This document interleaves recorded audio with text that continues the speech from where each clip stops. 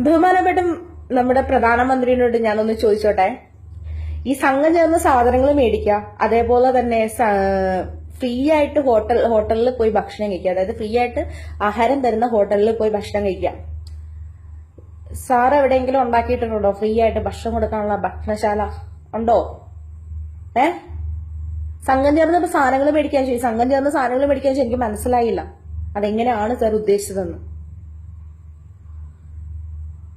നിങ്ങൾ ഉണ്ടാക്കിയേക്കണ ഈ ഒരു പൊല്ലാപ്പ് കൊണ്ട് മറ്റുള്ള ജനങ്ങൾ കിടന്ന് ബുദ്ധിമുട്ടുന്നത് നിങ്ങൾക്ക് മനസ്സിലാവില്ല. കാര്യം നിങ്ങൾക്ക് ഒരു ദിവസത്തെ ബ്രേക്ക്ഫാസ്റ്റിന് വരും 14,000 രൂപ ഒരു നേരം കഴിക്കുന്ന ഫുഡിന്. നിങ്ങൾക്കത് ഞങ്ങളെപ്പോലുള്ള സാധാരണക്കാർ ജനങ്ങളുടെ കാശുണ്ട്. നികുതി പണം കൊണ്ട് നിങ്ങൾക്ക് എന്ത് വേണമെങ്കിലും കാണിക്കാം. നിങ്ങൾ പറഞ്ഞു ഞാൻ എന്റെ നാടിന് വേണ്ടി, ഞാൻ എന്റെ രാജ്യത്തിന് വേണ്ടി എന്റെ കുടുംബത്തിനെ ഉപേക്ഷിച്ചു, എന്റെ വീട് ഉപേക്ഷിച്ചു, എന്റെ ഭാര്യനെ ഉപേക്ഷിച്ചു, അവിടെ ഉപേക്ഷിച്ചു, ഇവിടെ ഉപേക്ഷിച്ചു. സത്യം പറഞ്ഞപ്പോ ആ ഭാര്യ ആശ്വസിക്കുന്നുണ്ടാവും. ഇതേപോലത്തെ ഒരു മണ്ടനായ ഒരു കെട്ടിയവനെ കൂടെ കൊണ്ടുവന്ന് നടക്കണേക്കാൾ ഭേദം ഞാൻ ഇങ്ങനെ ഒറ്റയ്ക്ക് ജീവിക്കുന്നതാണെന്നുള്ളത് ആ ഭാര്യയ്ക്ക് ഇപ്പൊ മനസ്സിലായിട്ടുണ്ടാവും. കാര്യം ഇതേപോലെ ഞങ്ങൾക്ക് ഏറ്റവും വലിയൊരു തെറ്റാണ് സത്യത്തിൽ മോദി എന്ന് പറയുന്നത്. നേരത്തെ നരേന്ദ്രമോദി ഇതിലായിട്ട് BJP-യിലേക്ക് ഇത് പ്രധാനമന്ത്രിയായിട്ട് വന്നപ്പോൾ ഞാൻ കരുതി എന്തെങ്കിലും ഒരു മാറ്റം ഉണ്ടാകുമെന്ന് ഞാൻ പ്രതീക്ഷിച്ചു. പക്ഷെ ഞങ്ങൾക്ക് എട്ടിന്റെ പണി തരാനാണ് ഇങ്ങനെ ഈ കസര കയറി ഇരുന്നെന്നുള്ളത് കുറച്ചായിട്ടായി ഞങ്ങൾക്ക് മനസ്സിലായി തുടങ്ങി. ഇപ്പൊ പറയണു ഫ്രീ ആയിട്ട് കിട്ടുന്ന ഭക്ഷണശാലകളിൽ പോയി ഭക്ഷണം കഴിക്കാൻ. എന്റെ അപ്പനോ അല്ലെങ്കിൽ വേറെ ആരും അവിടെ കൊണ്ടുപോയിട്ട് ഭക്ഷണശാല ഉണ്ടാക്കി വെച്ചതായിട്ട് എനിക്ക് അറിയില്ല. ഇന്നലെ ഞാൻ ഋഷികേശ് വന്നിട്ട് ഞാൻ എന്റെ ഹോട്ടലിൽ വന്നിട്ടാണ് ഞാൻ ഒരു നേരത്തെ ഭക്ഷണം കഴിച്ചത് എന്ന് ചിന്തിക്കണം. രാവിലെ ഒരു മസാല ദോശ കഴിച്ചിട്ട് വൈകുന്നേരം രാത്രി 8 മണിക്ക് ശേഷമാണ് ഞാൻ ഭക്ഷണം കഴിച്ചത്. കാര്യം എന്താ? കാശില്ല കയ്യില്. ഉള്ള കാശ് ട്രാവലിങ്ങിന് മാത്രം, ബസ് ഫെയർ മറ്റുള്ള കാര്യങ്ങൾക്ക് മാത്രമുള്ള കാശ് മാത്രമേ എന്റെ അടുത്തുള്ളൂ. ബാക്കി കാശ് ഒന്നും തന്നെ ഇല്ല. ഇവിടെയൊക്കെ നല്ല റേറ്റ് ആണ്, ഫുഡിനൊക്കെ നല്ല റേറ്റ് ആണ്, റൂമിന് നല്ല റേറ്റ് ആണ്. ഞാൻ താമസിക്കുന്ന റൂമിന് 1000 രൂപ അടുത്ത് വരും റൂം റെന്റ്.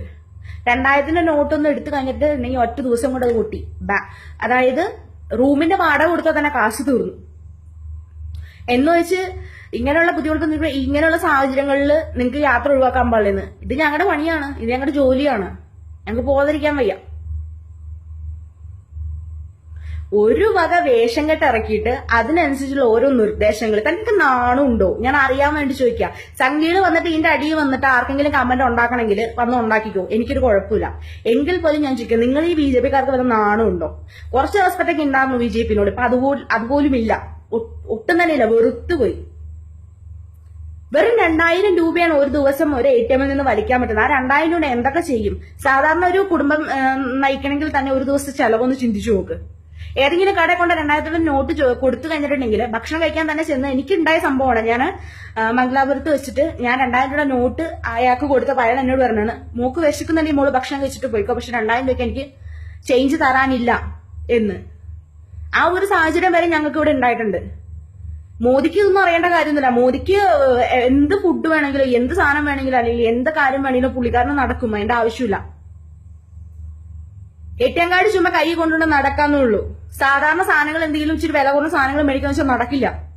അല്ലെങ്കിൽ നല്ല വലിയ ഷോപ്പിൽ കയറണം, എന്നാലും അവിടെ ക്രെഡിറ്റ് കാർഡ് എടുക്കുള്ളൂ. അല്ലാതെ സാധാരണ സാധനങ്ങൾ എന്തെങ്കിലും മേടിക്കണല്ലേ, അല്ലെങ്കിൽ ഇത് പച്ചക്കറി മേടിക്കണ കയ്യിൽ നോട്ട് തന്നെ വേണം.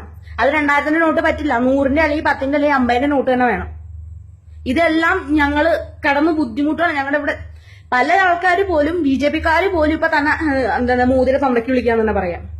ഇത്രയ്ക്കും ബുദ്ധിമുട്ടുള്ള കാര്യങ്ങൾ ഇടാണ്ട് എങ്ങൂല്ലാത്ത ഓരോ കോത്താഴത്തെ വർത്താനം ഇപ്പൊ പറയണത്. ഫ്രീ ആയിട്ട് ഭക്ഷണം കിട്ടുന്നിടത്ത് പോവാ, കല്യാണത്തിന് ചായയോളം പറയാനായിട്ട്. ഞങ്ങളുടെ ഫിനാൻഷ്യൽ അഡ്വൈസർ ആവേണ്ട കാര്യമില്ല മോദി. ഞങ്ങൾ കഷ്ടപ്പെട്ടുണ്ടാക്കുന്ന കാശ് എങ്ങനെ ചെലവാക്കണമെന്ന് ഞങ്ങൾക്ക് അറിയാം.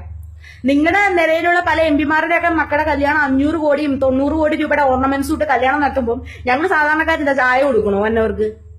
ഇത് എവിടത്തിനായാണ്? അല്ല, അറിയാൻ മേലത്തെ ഞാൻ ചോദിക്കുവാണ്.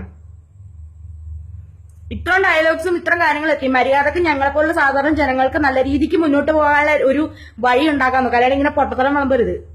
ഉള്ള റെസ്പെക്റ്റും കൂടി ഇല്ലാണ്ടാകും. BJP-ക്കാര് തന്നെ നിങ്ങളെ തെറി പറഞ്ഞു തുടങ്ങിയിട്ടുണ്ട് ഇപ്പോ. അതിന്റെ ഒരു ഇതാണ്, ഞങ്ങളെ പിണറായി സഖാവ് ഒരു സമരം നടത്തിയപ്പോ ഞങ്ങളെ സപ്പോർട്ട് ചെയ്ത് പല BJP-ക്കാരും വന്നത്. എനിക്ക് ഇത്രയേ പറയാനുള്ളൂ. ഞാൻ ഈ പറയുന്നത് ഞങ്ങൾ സാധാരണക്കാർ ജനങ്ങൾ പറയുന്ന വാക്കുകളാണ്. ദയവ് ചെയ്തതോ ചെയ്ത് ഇങ്ങനെ പൊട്ടത്തരം വിളമ്പരുത്. ഞങ്ങൾക്ക് ഇതൊക്കെ സഹിക്കാൻ പറ്റാനുള്ള അൺസൈക്കബിൾ ആയി തുടങ്ങി, അൺസൈക്കബിൾ.